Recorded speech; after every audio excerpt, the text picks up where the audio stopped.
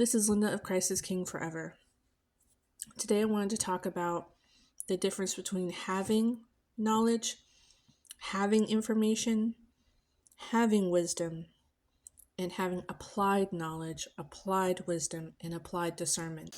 These things are all very different. The difference being that having the ability to know something and know how to apply it, when to apply it, where to apply it, in what way, to the level or extent or measurement that it should be applied, is all very different. And one of the ways that I've been seeing this, just to state up front, but again, it has nothing to do with the lady that's on the screen, this is just a different thing for the end of the video, is a lot of people understand how to see negativity and they know how to call out negativity. I have good discernment. I know where all the negative things are. But you live in a dark world, and everybody's dark and everybody's evil. And that's usually what happens. Somebody with great discernment is usually the person who's really great at cutting people off, making sure the whole church or a whole organization hates you because they have really good discernment and they know you're no good. They're also really good at gossiping. That they got great discernment, so that justifies all of that. They have a really hard time, though, those with great discernment have a really hard time seeing the good in people, which I find is very, very strange, very interesting. And they also don't know how to build people up. They're very good at tearing people down. So that means they really might have something that was a gift from God, but they don't know how to see the whole of it or understand the dynamic they're in and the full responsibility of having such a thing. So this image here is from a TikTok that's totally different type of, it's parallel to, but not what I'm speaking about at the beginning of this video. I'm not commenting on the way she reacted. I definitely don't subscribe to the last half of her ideas about this being a problem for specifically a community that happens to look like her. But what she's saying is that there is this situation where she was sitting in her car. These children were over by a pond, and there are these ducks and ducklings, and they kicked this duck in the chest so hard. One of these kids kicked this duck in the chest so hard that it died, and it left its little ducklings to be without a mother. It's a sad narrative that she kind of paints, which is this isn't found in other communities, the Hispanic community, the white community, blah, blah, blah, blah. Again, I don't subscribe to that, but her being, one of the monarchs of her community, she can have whatever opinion she wants on that.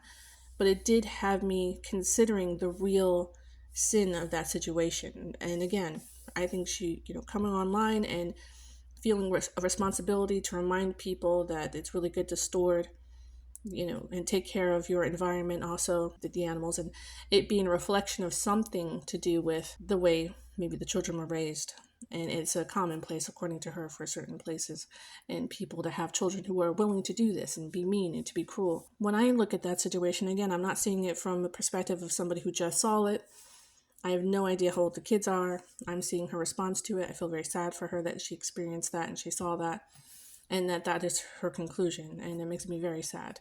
What I heard when she was describing the events was the true tragedy of the situation. And it was that not so much that a duck died, but that something within those children had passed away, their spirit, something within them, their spirit being crushed in some way, shape, or form. Them feeling so small they had to literally kick the cat, figuratively usually, but in this case, literally kick the duck in order to feel some type of power. What is happening inside of their house?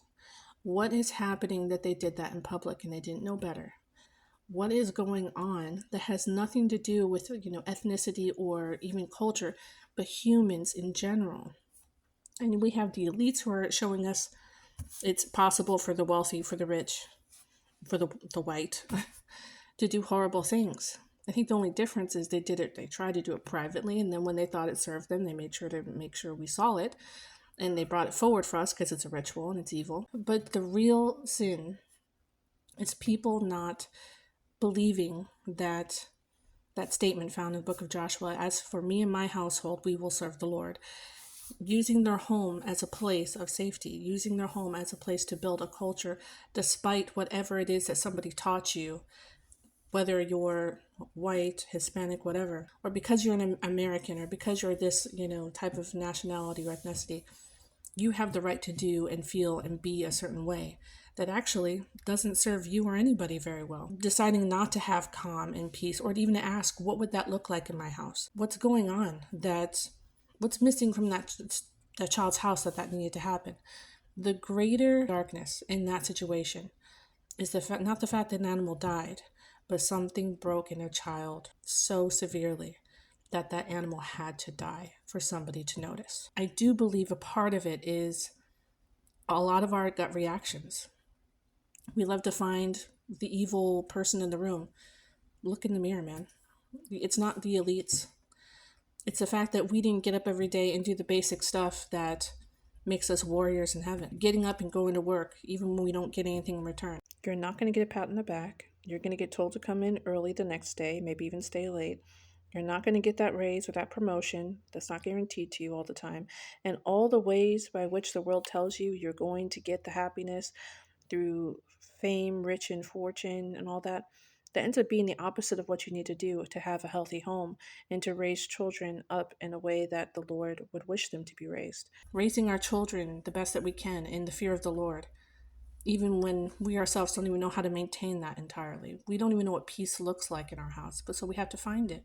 Maybe it's putting on soft music in the background. Maybe it's encouraging, finding ways to encourage. And words are really, really powerful. A lot of times families have really cute names they give their children that are kind of rude. Like gordita means like your little fat girl. And it's a term of endearment. It's mean. And it's usually got a little bit of truth in it. And so if you look at the Hispanic TikToks, you'll see it's really cute. Like, we're really mean to each other. It's not. Well, in my home, my little girl has always been called either Little Saint or Young Saint. My love, which is kind of British.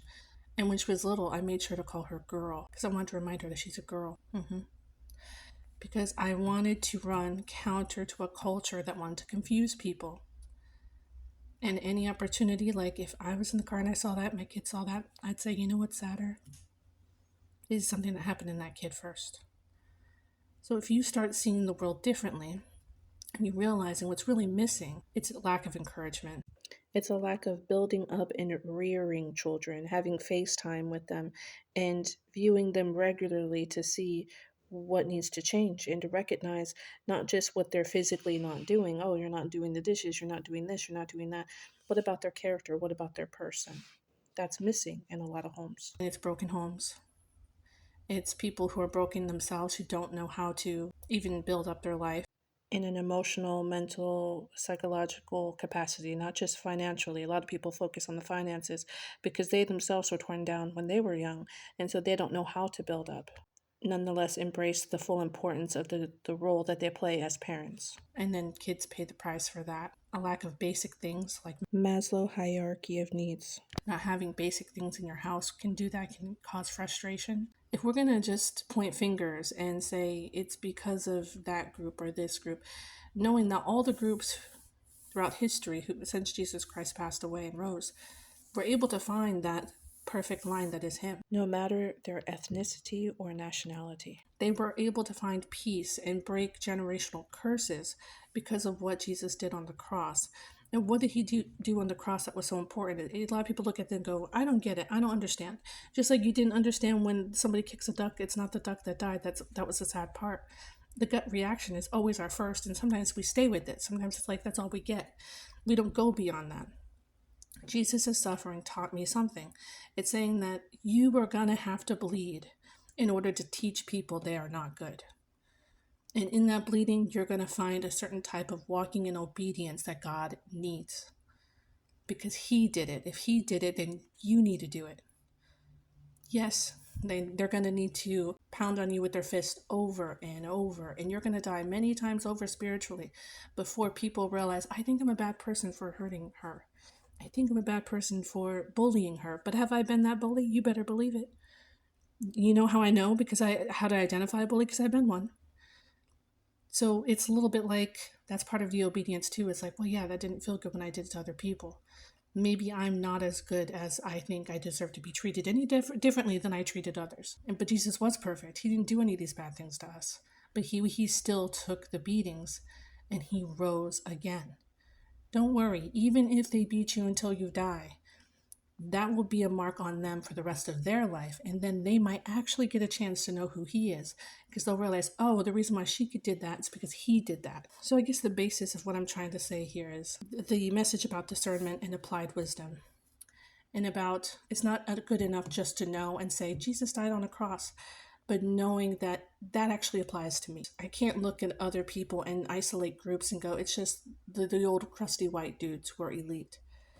No, it's a human problem. And it always points back to something else, a brokenness within us that can only be healed applying what Jesus taught us. And it's so complex depending on what the healing is, that you need the Holy Spirit in order to do it. That is the true applied wisdom. If you want that ability to have true discernment that you can apply, true wisdom that you can apply, it's the Holy Spirit stored in you and saying, this part of you is broken. You have a brokenness over here. Believe it or not, that will never be healed. That's a cross you have to carry. The Holy Spirit will walk you through this stuff. Or he'll say, these are the steps you're going to have to take in order to get through this. You're going to have to grow. You're going to have to get stronger skin. You're going to have to, because in doing this, somebody, even if it's just one person and they're in your home, is going to be saved. They're going to have a better ability to parent. They're going to have a better ability to see what God has for them and the obedience that he's asking for them. And it's because it's taking that wisdom that you're not pushing out on others and saying, you have to do it, you got to change. It's the ability to look at yourself and say, I got to change. Oh, I should be building up and encouraging. Maybe I should volunteer somewhere so that I can help people. Maybe I could do better at my job and make people's day brighter. And maybe that's how I can change people's lives. I'm applying it, not just saying it, not just reciting it, not just repeating it, but allowing the Holy Spirit to speak and say, when you see that kid do that, what does that do? Have you done that to somebody else? Because sometimes that's a question. It's really not a question of what's wrong with the kid. Sometimes it's like, what's wrong with me? Have I done that to a person? Because the Holy Spirit will remind you. You did that same thing to so-and-so at work. You just walked right up and kicked them right in their chest with this, that, the other thing. You did that. The Holy Spirit is really convicting in that way. That's why I pray everybody who listens to this repents and asks for the Holy Spirit so that he can not just show you things, so you can say, oh, I know stuff. But he's like, okay, now walk it. And that walk is not going to be perfect. Applying it's going to be very hard, and it's going to take years for some of these things. I'll put some really cool videos below that I found on TikTok. May God be with you.